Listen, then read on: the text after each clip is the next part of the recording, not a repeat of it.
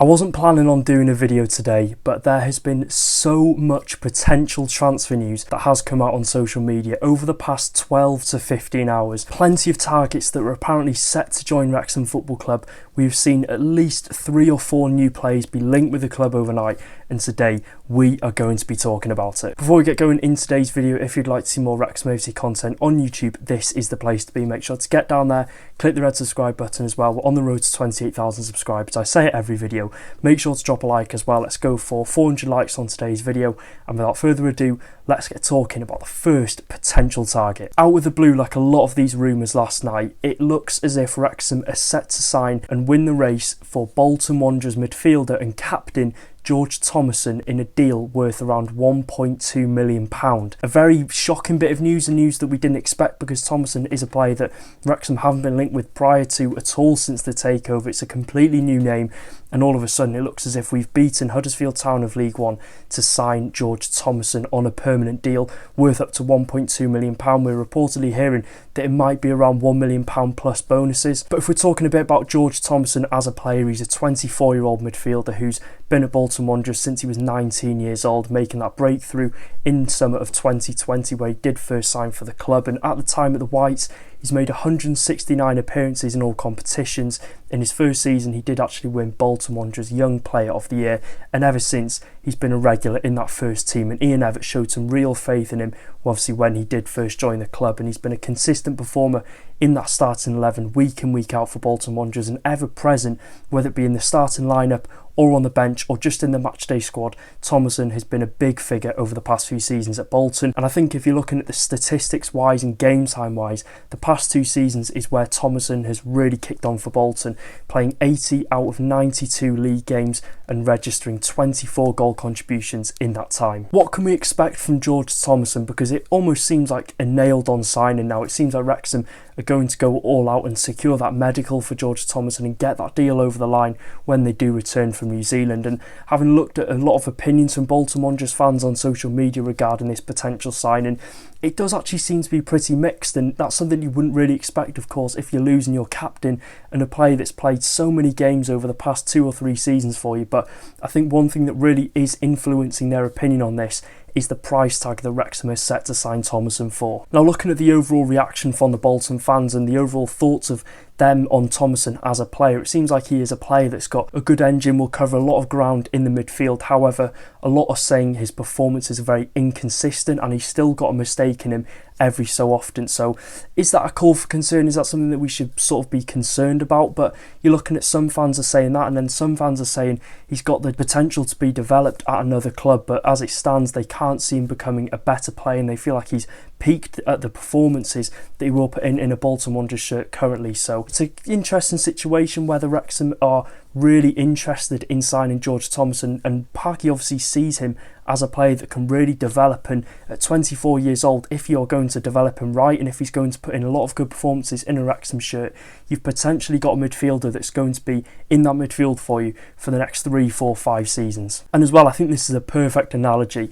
It feels like sort of the reaction from both sets of fans when we did sign Ollie Rathbone. Of course, we saw his statistics previously weren't that great at Rotherham, and it wasn't seen as a really big signing at the time and a really big coup for a League One side, but he proved everyone wrong and he worked well in the environment at Wrexham. So whether Thomasson needs that fresh new environment, it's a step up, so he's going to be playing with better players who will get the best out of him in training and in the games that he does play. And it's good to see if Parky can develop Thomasson into a good midfielder, because there's clearly something about him that he really does like. And let's hope as well we can see the similar development from Rathbone over to Thomasson next season. So let me know your thoughts in the comment section down below. Would you be happy with the signing of George Thomasson? And moving on to a potential departure, all but nailed on, Luke Bolton is set to join League One side Mansfield Town on a permanent transfer.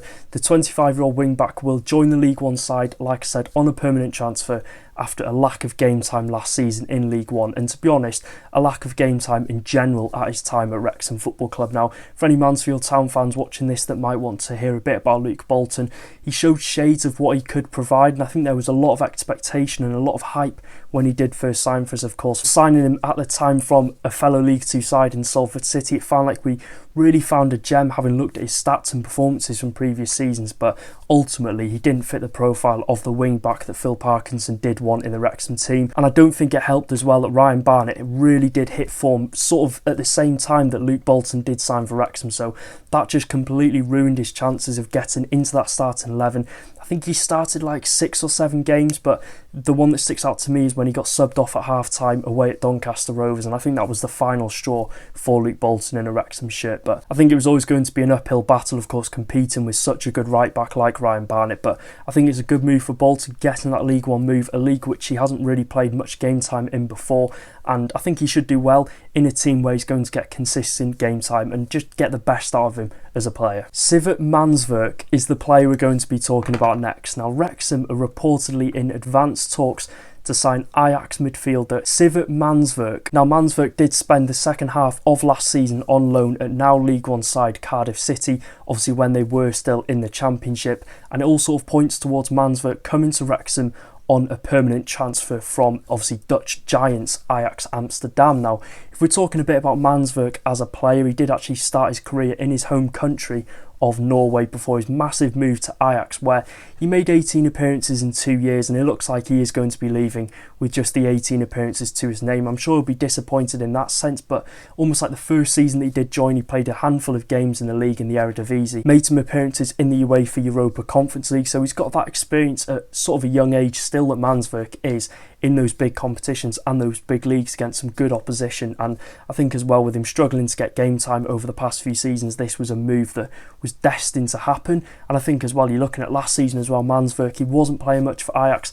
He was sort of demoted, I think, to the reserve team at Ajax, and that followed up with him getting that loan move to Cardiff City in the Championship, where he made 15 appearances. He obviously returned back to Ajax, and this summer I think was always going to be an interesting one and a busy one for Mannsverk in terms of getting a good move elsewhere, because I think obviously getting those 15 appearances on his CV, we're going to be talking about what Cardiff fans thought of him, and I think their opinions and his performances definitely warranted a return back to the Championship. So what can we expect from what seems like our destined signing of Civet Mannsverk? Now, the verdict that I have been given from the Cardiff City fans on social media is right player, wrong time. Now, he's clearly a good player, but given the situation last season at Cardiff City, he came into this side for the second half when they were fighting at the bottom end of the table, and when you're joining a team like that, the morale's going to be low in the dressing room. It's going to be hard to come into that team and make such a big impact in such a short amount of time. And yes, of course, he could be a really good player, but if the whole squad's not performing, then he's not going to be bringing out 8 out of 10, 9 out of 10 performances week in, week out. And what the Cardiff fans are saying, though, in the short time he was there, he wasn't able to show his full quality, but they did see glimpses of a really good midfielder. And I think as well, my personal opinion on this, of course, I'm not going to sit here and pretend that I know a lot about Civet Mannsverk, but with him being a defensive midfielder and spending a really good amount of time the past 24 months at Ajax, you're going to imagine he's going to be good on the ball, good at breaking up the play, obviously sitting in that defensive midfield role, a good pass of the ball. You just imagine that he's got all the attributes to become a Championship midfielder, and he's proved that at Cardiff City last season. 15 appearances, you're looking at his stats, his average rating, he seemed to be a really good player for them, and he might not have got the recognition he deserved because of how poor Cardiff City were last season, but I think, like I said, and like the fans have said, he was destined to get a return back to the Championship. It was reported as well that Blackburn were interested in him, but it's Wrexham that have won the race to sign him on the dotted line. And I think as well, it always helps with Mannsverk that he's got that feel of Championship football already, and I wouldn't come here and say it was a massive risk signing a player before if he wouldn't have got that 15 appearances under his belt, but even so, to get that good feel of it in, a team that weren't performing so well, but to still get it and play against some of the teams that we're going to be playing against last year, he'll be knowing the style of play that he's going to have to play, know the attributes that he's going to bring to the Championship to become a really good performer in that midfield. So I can see him being a useful asset for us, still relatively young, and I think as well it only does just boost the competition in that midfield. And we're hearing, the injury to Ollie Rathbone, obviously Andy Cannon's still yet to return to the pitch. It looks like it might be a couple of months until he does return, so bringing players into that midfield, not only for the cover for the injured players, but for competition when they do come back, because it's fair to say no player is going to get comfortable in their boots this season, because it's a competitive league. If a player's playing well in training and has one good performance, we know Phil Parkinson isn't afraid to bring them into the lineup and drop the other players. So Mannsverk coming in, I can see this only being a bonus. It might also be not as big as a transfer fee as some people might expect. Ajax will be looking to offload him, and if Wrexham can offer the right wages, I don't think think it's a question as to how much Wrexham will give Ajax in terms of a transfer fee. If we could get him for around like the £1 million mark, I think it would be a massive, massive steal for us. And talking now on possibly the most guaranteed transfer of all time since the post takeover. It's well documented on social media.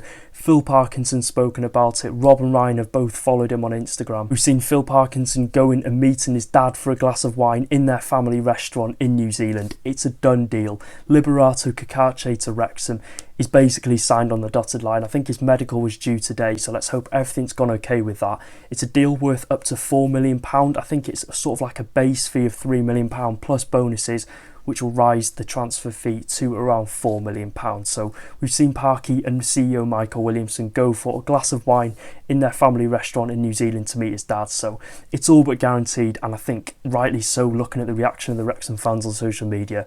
It is a massive, massive bit of business. Excellent from Phil Parkinson, tapping a market that is untapped for Wrexham over the past couple of seasons. And there will be a massive in-depth review on Kakache coming out onto the channel when he has officially signed for Wrexham. So it's a signing that we all should be getting very excited about. So yeah, that is it for today's video. It might be a shorter one than usual. I wanted to cram as much information as I could as possible because there'll be videos coming out on like the in-depth of the type of player they are, what they'll bring to this Wrexham team when they do officially sign. So make sure you click the notification bell on so you are notified when those videos do come out. It is a very interesting time to be a Wrexham fan, and it's going to be interesting to see what happens between now and our first game of the season away at Southampton. So like I said, make sure to drop a like, do all that good stuff, and I'll see you in another video. Take care, guys. Up the filthy rich Reds.